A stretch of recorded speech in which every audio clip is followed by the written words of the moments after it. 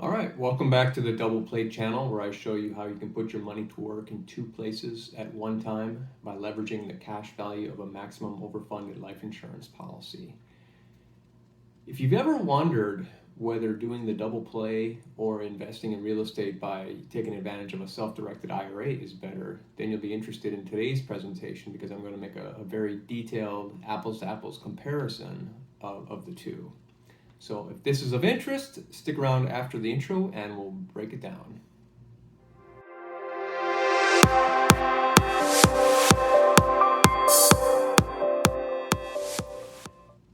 All right, thanks for sticking around. I'm tomrutkowski with Innovative Retirement Strategies, and I discovered the concept of the double play many years ago on my own.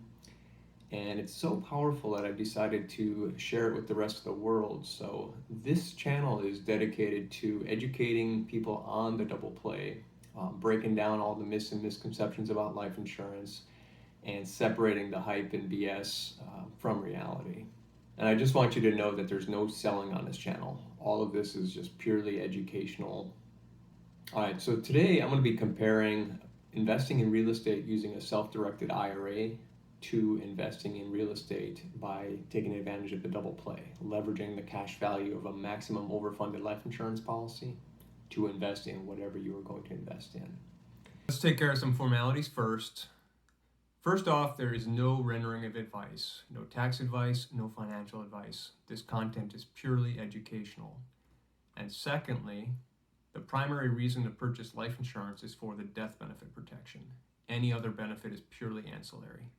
All right, first off, in this video, I'm not going to be talking about life insurance or any of the basics of life insurance. I'm going to assume that you've got that basic level of understanding of the double play.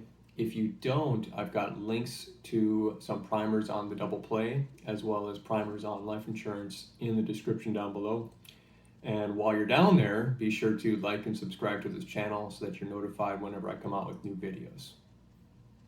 And also, be aware that I've put a link to download a copy of the slide deck that I used in this presentation. All right, if you know me and my videos, you know I can get into some pretty detailed math and calculations to show you the point of what I'm trying to get across, and that usually life insurance has an advantage over investing in real estate directly, for example, the double play. But before I can get into the calculations on the double play versus the self-directed IRA, we need to cover a few of the basics. And so we're gonna look at, what is an IRA, what's the background of an IRA, and more specifically, a self-directed IRA. I can tell you from being a member of the Bigger Pockets forum that a lot of new real estate investors just have no idea that a self-directed IRA is a thing. In fact, I'd venture to say that 99% of the people in America probably don't know that there is a such thing as a self-directed IRA. It's really once you're exposed to real estate investing that you become aware of the existence of a self-directed IRA. Secondly, we're going to take a look at whether or not the double play is even comparable to a self-directed IRA. And once we've taken care of that, we'll look at some of the pros and cons, some of the more intangible differences between the two. And then we'll dive into the actual comparison, and the model, of course, is my double play model. It's as apples to apples as you can get. So with that, let's get started. All right, so the IRA stands for Individual Retirement Arrangement, and that's the IRS's technical term for it. Most people refer to it simply as an individual retirement account. But IRAs got their start back in 1974 with the passage of ERISA, which is the Employee Retirement Income Security Act. And this was an effort by Congress to do two things. One, they wanted to secure company pensions because a lot of companies have been tapping into their funds and were not able to pay benefits to the employees who had earned those benefits. And while they were doing that, they thought that they would help out the rest of employees who maybe didn't have access to or were employed by a big company that offered a pension. So that, and then the IRA, of course, was set up for individuals to set money aside in a tax advantage manner that may or may not have access to a 401k plan at work. So The main thing that I want you to be aware of, actually two things, is that ERISA did not say that IRAs had to be held by big Wall Street brokerage firms. The main requirement is simply that a third-party custodian hold the assets for the benefit of the account owner. And secondly, the language in ERISA simply states that the account owner can invest in any prudent investment. So it doesn't say that it has to be stocks, bonds, mutual funds. Any prudent investment. So it can be real estate, it can be gold and other precious metals, it can be promissory notes, it can be tax liens. Basically you can go to any of the third-party custodians. Equity Trust is a good example, and you can learn all about what you can and can't invest in, who you can and can't have transactions with. All of that information is generally available on their sites. But the big thing is Wall Street, when this came out, Wall Street saw it as a boon. Employers were going to be setting up 401k plans, so there was a whole lot of new money that was going to be available for management, as well as the individual retirement accounts, where basically they were marketing to get individuals to place money with them. And they made it seem like you had to go with them in order to do that. So, for example, if you wanted to invest with Merrill Lynch, you would set up a Merrill Lynch IRA, which Merrill Lynch was the custodian. And if you wanted to do business with Prudential, for example, then you had to have a Prudential IRA custodian. And you only had access to their products. So if you traded securities, the commissions and everything would go back to them. If you bought mutual funds, you basically had access to their mutual funds and nothing else, and just their financial products. And it really wasn't until a few years later when the first of the independent custodians began to appear. And even then there was some skepticism, because people really didn't think that it was possible to invest without going through one of the big name Wall Street firms. So it was a little difficult back in the early days. But an equity trust, for example, a third-party custodian, all they do is hold title or hold the paper for the investments that you own. They don't do trading, they don't offer financial advice, they simply own the accounts, or for the benefit of the account owner. So the way it works would be, if you bought real estate, for example, the custodian would actually be on the title. So the property wouldn't be owned by Joe Smith, it would be owned by Joe Smith IRA for benefit of Joseph Smith. The same thing is true with any notes or any other investments. In fact, if you wanted to invest with a Merrill Lynch or set up a Merrill Lynch trading account, then the IRA custodian would simply be the owner of that brokerage account with Merrill Lynch. There are basically two types of IRAs. There is a traditional IRA and a Roth IRA. In a traditional IRA, the contributions are deductible, tax deductible, up to $6,500 for individuals. And then distributions are taxed at ordinary income tax rates after age 59.5. Before age 59.5, there's a 10% penalty in addition to any taxes that are owed. And basically, because the assets are held by the custodian and are outside the ownership or control of the individual account owner, none of the income, interests, or dividend gains inside the IRA are taxable as income for the account owner. So all of that is deferred until the funds are distributed from the IRA. The second type of IRA is a Roth IRA. And with a Roth IRA, the contributions are made with after-tax dollars. So you've already paid the tax, which allows for the assets inside the plan to grow tax-free. And again, they grow tax-free because you don't have control over them. They're held by the IRA custodian, and the IRA custodian makes investments at the direction of the account owner. But in a Roth, because you've already paid the income taxes on the money you used to contribute, the distributions are then tax-free. So this actually tends to look a lot like life insurance. So with life insurance, for example, you've got your life insurance premium, and the premium less the fees equals the cash value of the policy. And the cash value, because it's part of the policy and not a separate financial product, essentially grows tax-free, and the insurance company is investing it because the cash value truly represents the policy owner saving up the death benefit for the insured over the insured's expected lifetime. And all 50 states have basically got language in their statutes that allows or basically forces the insurance companies to make loans to the policy owners, and those loans are secured by the cash value. So it doesn't say that you're withdrawing or borrowing from your cash value. You're borrowing against the cash value. The insurance company is loaning you their money with your cash value as collateral. And then finally, there's a death benefit which satisfies the loans if they're not repaid during the policy owner's lifetime. Is the double play really comparable to an IRA?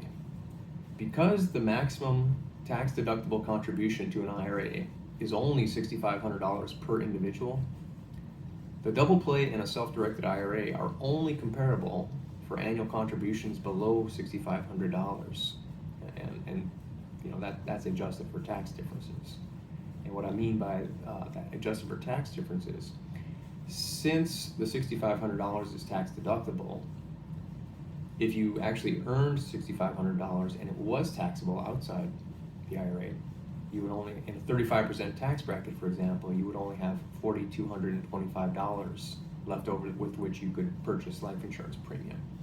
So when I make my models and my comparisons coming up here, we're going to be looking at that difference, $6,500 compared to $4,225. Now, some of the more intangible pros and cons of the two investing approaches. If we're talking about the contribution limit, which I just mentioned, the big difference here is the self-directed IRA is limited to only $6,500. And realistically speaking, if you're brand new setting up an IRA, it might be a significant amount of time before you actually have enough money in your IRA with which to get started investing in real estate. There's not much you can do with $6,500. Now, life insurance, on the other hand, is virtually unlimited. And I say virtually unlimited because there has to be a legitimate reason for the death benefit. Typically, life insurance death benefits are for income replacement. A husband or a wife would put a policy on a husband so that if something happened to the husband, his income would be replaced so that the kids can go to college, maybe the mortgage is paid off. But the idea is that the death benefit is 20 to 30 times the income of the insured, so that the beneficiary could go out and buy an annuity that would basically replace the income of the insured. So that brings up the next point, self-completing. Now, what do I mean by self-completing? A self-directed IRA or any IRA is not self-completing. So life insurance has a death benefit. If the insured passes away, the death benefit is far in excess, especially at young ages, than the cash value. There's a lot of death benefit protection in the policy. If somebody with an IRA passes away and they're only 5 years into it, they might only have, say, $35,000 of savings, which is not a whole lot to pay off the house, put the kids through college, and basically an unemployed spouse might have to go to work in order to raise the kids and put them through college. So the death benefit of the life insurance is a significant difference between a self-directed IRA and life insurance. And finally, a penalty to access early. So with an IRA, if you need to access the funds in the IRA prior to age 59 and a half, there's a 10% penalty that's assessed in addition to any state and federal taxes that are owed upon that distribution. Life insurance, on the other hand, again, the state statutes have been set up to allow for policy loans to allow tax-free access to the policy's cash value at any time. So not after 5 years, not before age 59 and a half, just any time. All right, so which is better? Now we're going to dive into the nitty gritty and take a look at the business model and determine which is better. Investing in real estate using a self-directed IRA, or investing in real estate by leveraging the cash value of a maximum overfunded life insurance policy. All right, this is the double play model. I'm making a break with the way I used to do it in these videos, where I would do screenshots of the model and mark it up. So I'm going to actually record the screen as I'm doing this and talking to it, so that you can get a sense of how the model works and how dynamic it is. So what I've done here is I've modified my typical double play model. The whole point of the double play model is to answer the question that most people have, which is it really better off? Are you really better off by taking your savings and putting it into premium in a life insurance policy, and then leveraging the resulting cash value to invest in real estate versus simply investing in real estate? This is the number one question that most people have when they reach out to me. They understand the life insurance, they've watched a lot of videos, they've seen other people's presentations, but they really want to see the math. Does this work? Is it worthwhile to do this? So the double play model makes that comparison in as apples to apples comparison as possible, with an as apples to apples comparison as possible. So what I've done here is I've modified that model a little bit to account for the traditional IRA, and more specifically the tax difference before and after tax, because that's the big difference between investing in an IRA and the double play. The double play is with after tax dollars, and an IRA is with untaxed dollars. All right, so to start with, let's direct your attention up to the upper left corner, the cells in yellow. And these are all of the user adjustable parameters in the model. So the loan to cash value is the first one, and that's 90%. And essentially that there's two things going on here. One is the illustration output that I import or suck into this model is showing the year-by-year end-of-year cash values. So I need to back out some of the growth, the interest or dividends on on the policy's cash value, to get back to how much cash value there would be at the beginning of the year. And then secondly, if you work with a third-party lender getting a cash value line of credit, they're not going to give you a loan for 100% of cash value. So 90%, what you see here,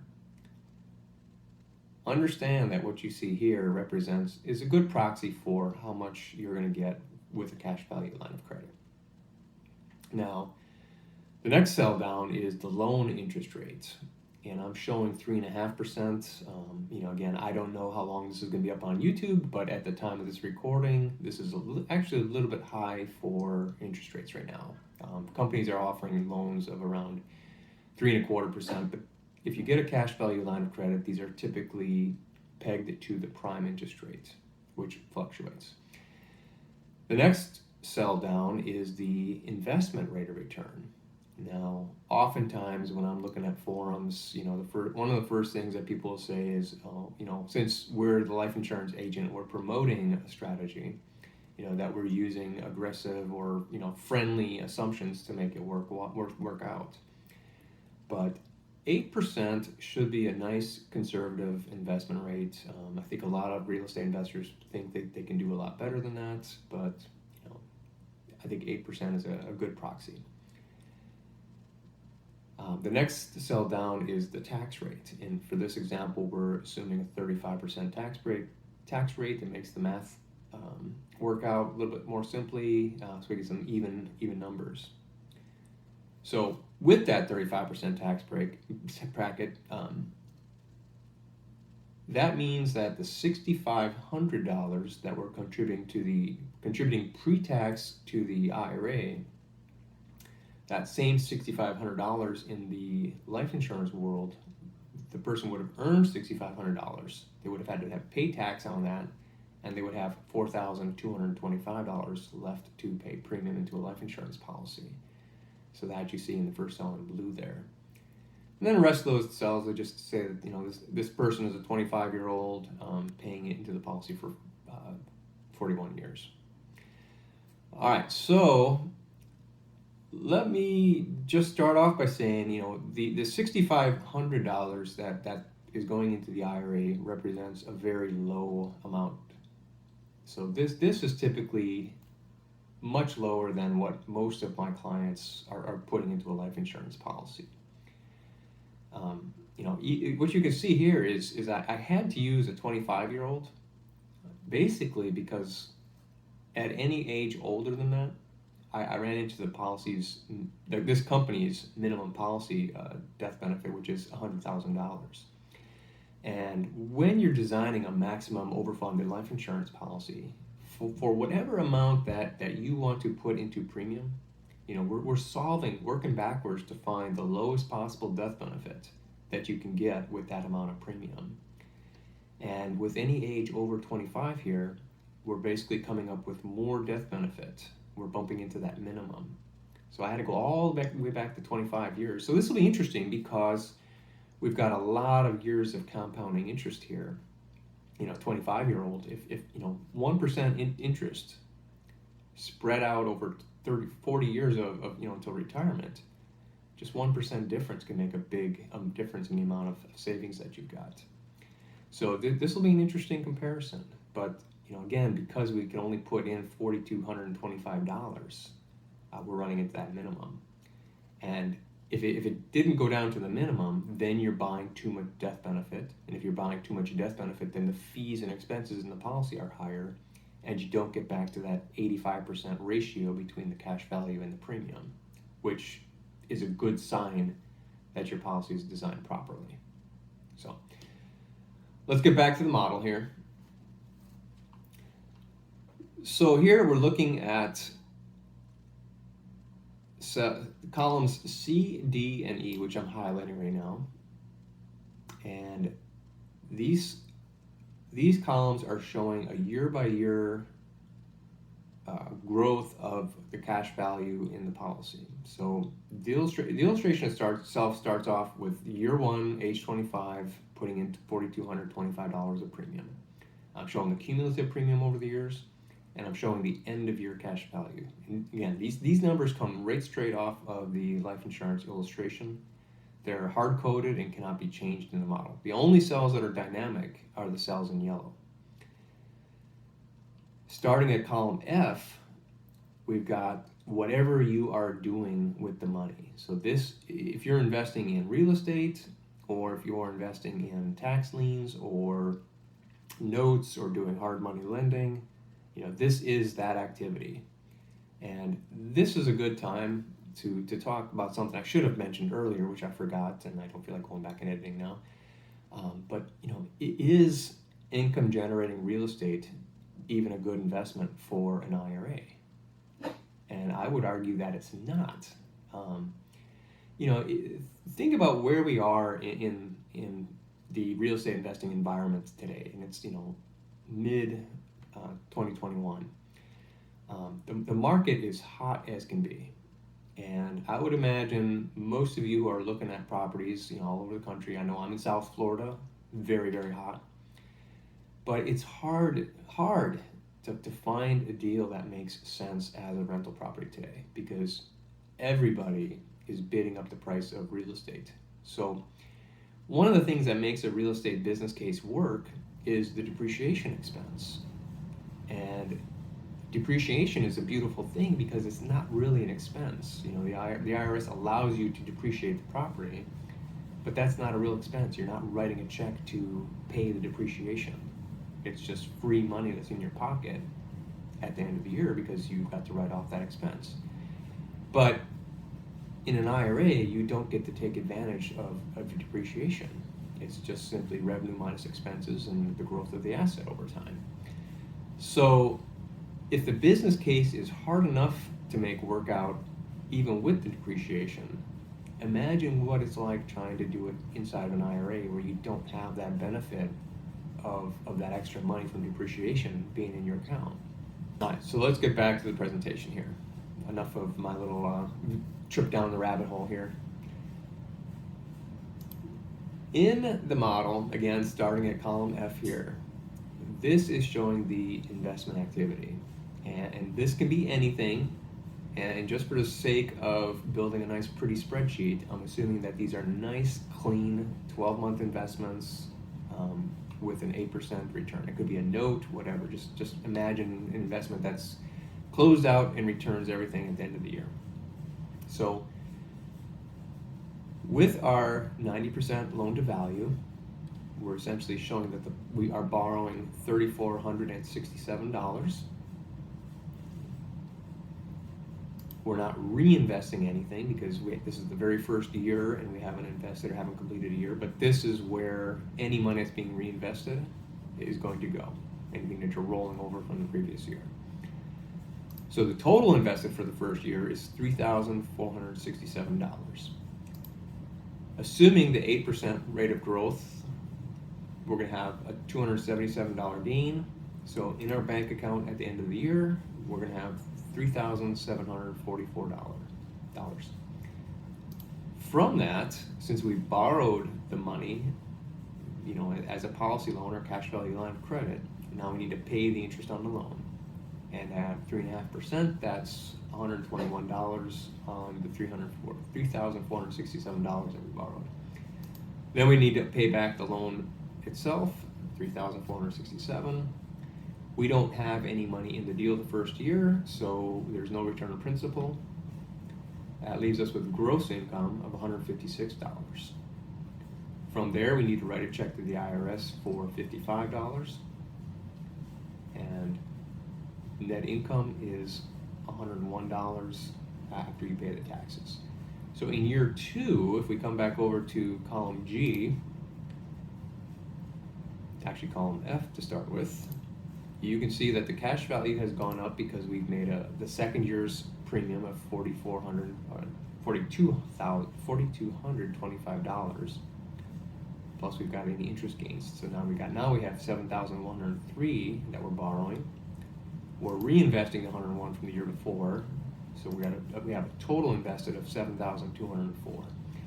And from this point forward, the calculations just repeat over and over again for each year that we're looking at, and I typically run this out through retirement age. So all of the cells in the darker orange represent the side fund, and the lighter orange represents the cash value. And really what you do is you sum these two together, and your money is literally working in two places at one time because you're leveraging the cash value of the maximum overfunded life insurance policy. All right, so if we stop here and we look at the cells that are in lighter orange and the cells that are in darker orange, again, and I just want to drive this point home, the light orange represents the cash value of the life insurance policy. That's cells C, D, and E.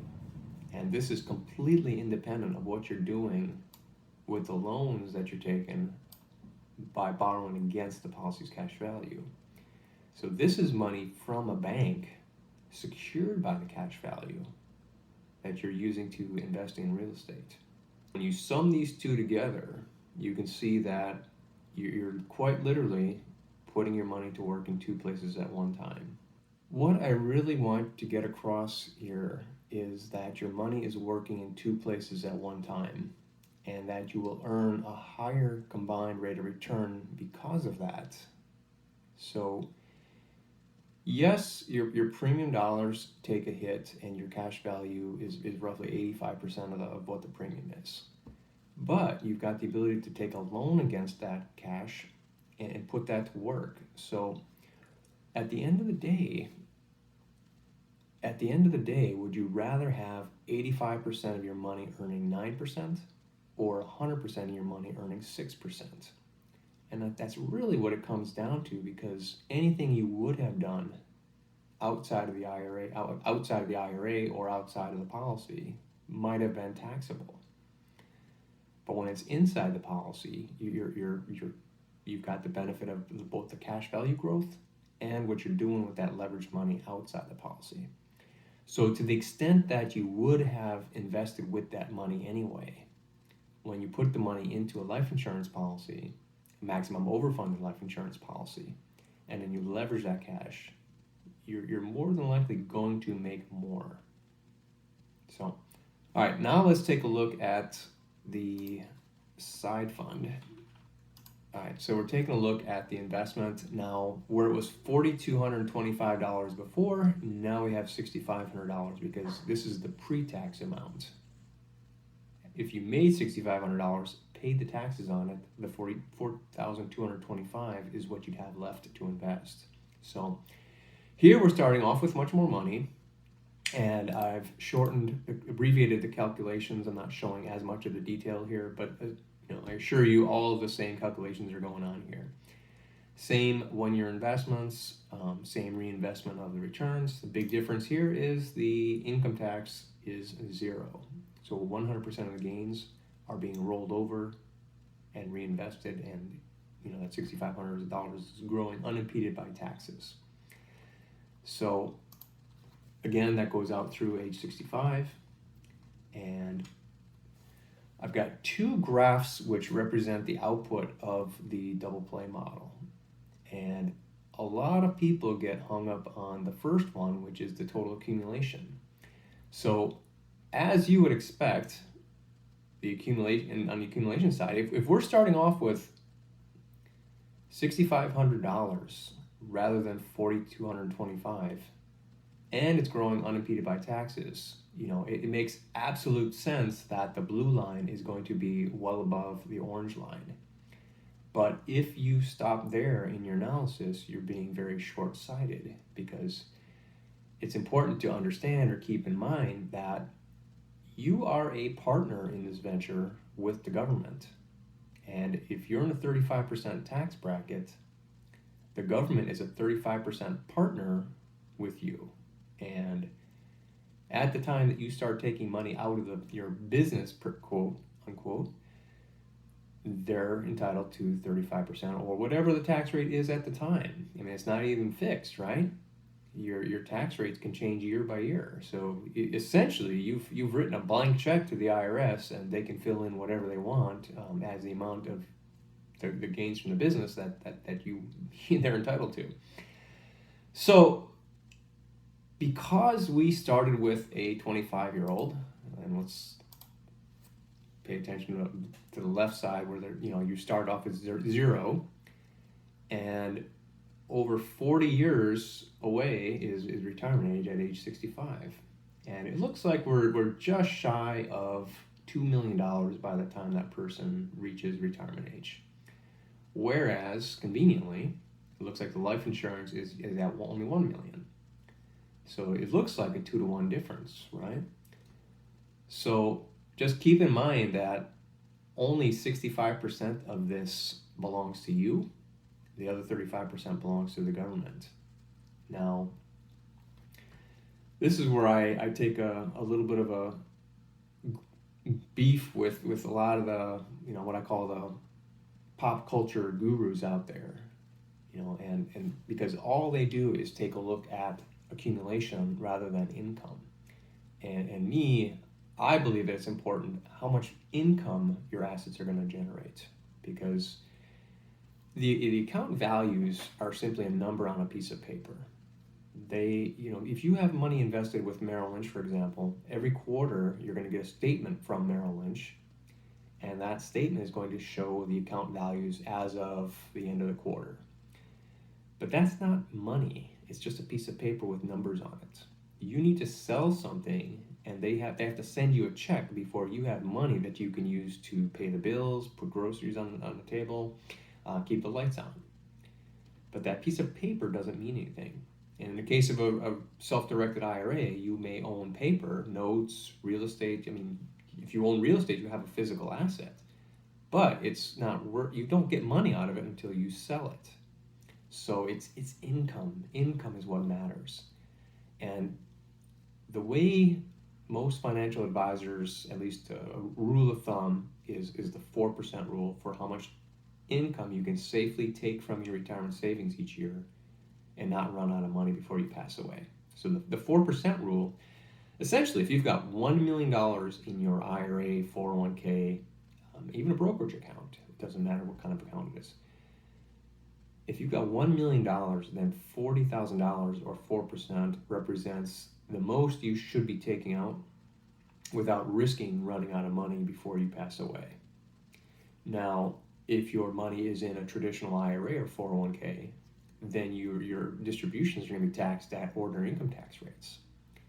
So I don't want to use 35% because the math is harder, but if we assume that you're in a 25% tax bracket, in $40,000 distribution, then $10,000 or 1/4 of that $40,000 is paid to the IRS, and you're left with $30,000.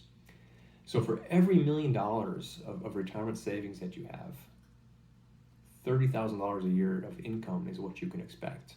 So file that away, and don't take my word for it. Write it down. Google the 4% rule when you're done with this video, and you're going to find that it's a well-known rule, and that's a good rule of thumb for how much income you can safely take. Now, as you're doing research into that, you're likely to find that 4% is not really the safe and distribution rate anymore. A lot of people believe that due to the market volatility over the last couple of decades, that really that number should be more like 3.5% or maybe even 3.25%. But 4% is what I'm using here, and yes, it can be argued that with real estate it may or may not be 4%, but just understand that it's an apples-to-apples comparison. Whatever I'm assuming for the real estate side of this, I'm assuming for the double play side of it as well. That side fund is going to have the same distribution rate. So if the 4% rule is not right, at least it's apples-to-apples.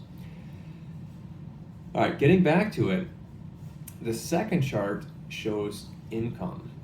So the blue line on here is quite literally, if we take the blue line from up above and we multiply it times the tax, 1 minus the tax rate to subtract out the amount that's being paid to taxes, and then we take 4% of the remainder, that's how much income you could take. So how this works is, if we come out here to age 65, you can see that there's about $51,248.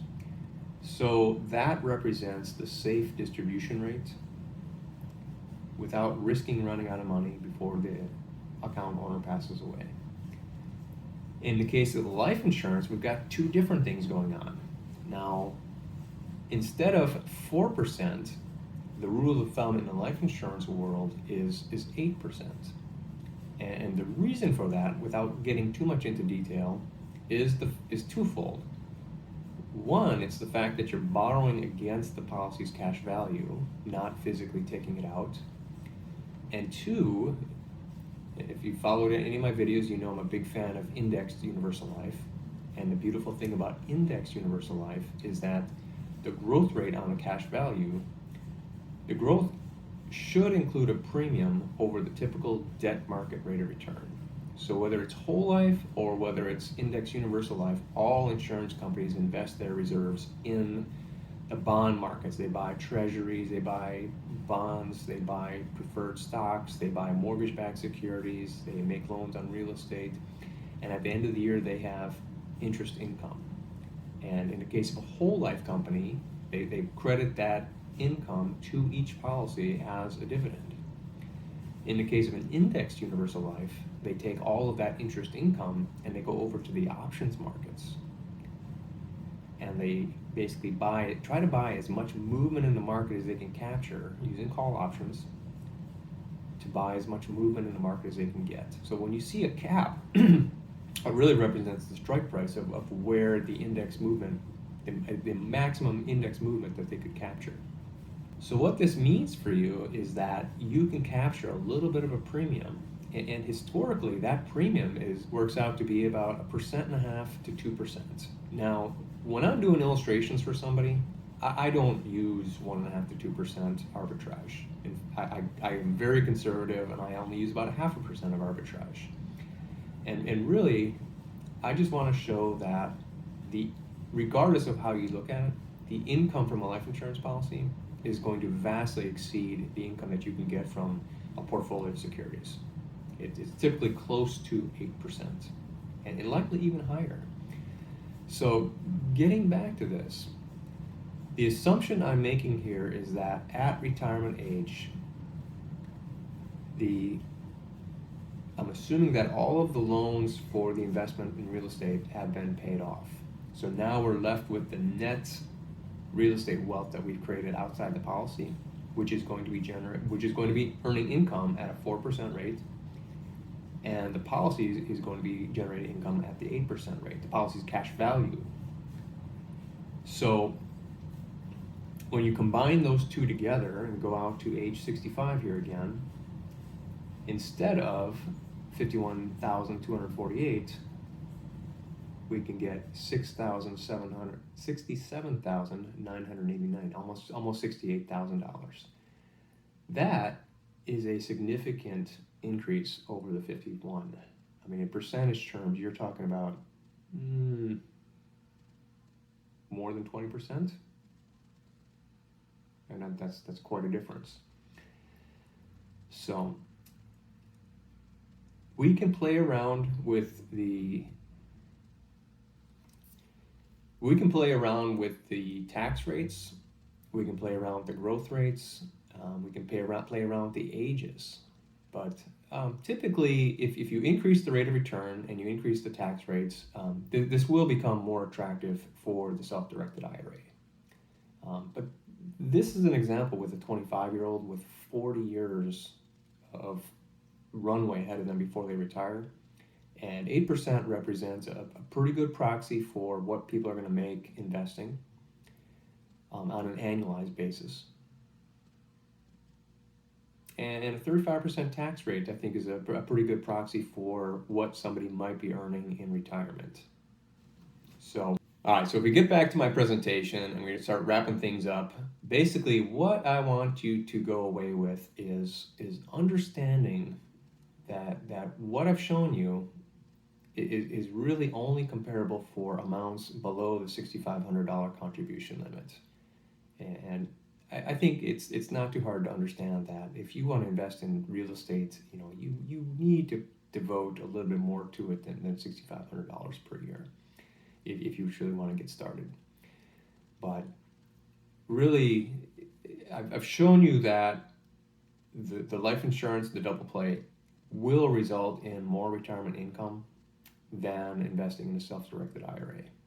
And it only gets better when you look at the surplus. I mean, if you want to invest $20,000 a year, that difference between 65 and 20 is going to be a much more attractive even than what you've seen here with the tax advantage of the IRA. So the next point is, we've got to look at the intangible benefits of life insurance. There's the self-completing feature, meaning if you were to pass away before you have accumulated these savings that you're hoping to have by the time you retire, the life insurance death benefit can complete that plan for you. Next is there's penalty-free access before age 59 and a half.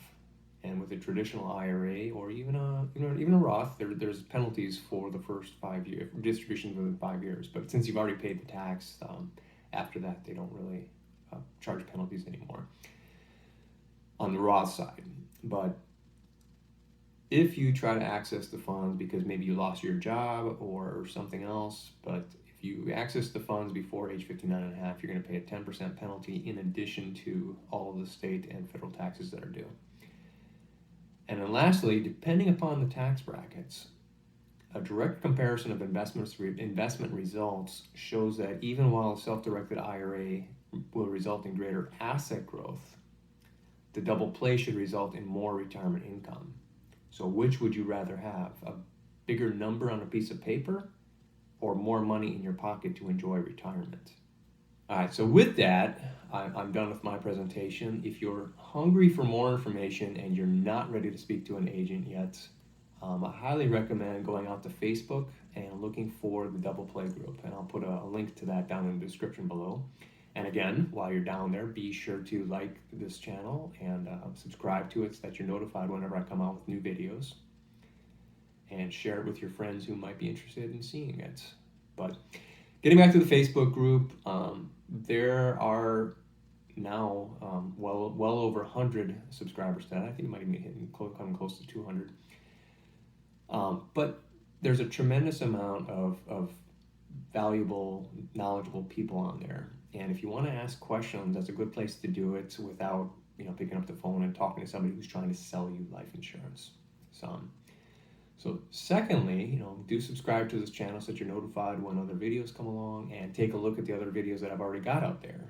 This is actually the 30-second video that I'm producing. A lot of them aren't up there on Facebook yet, on YouTube yet, but they're getting there slowly but surely.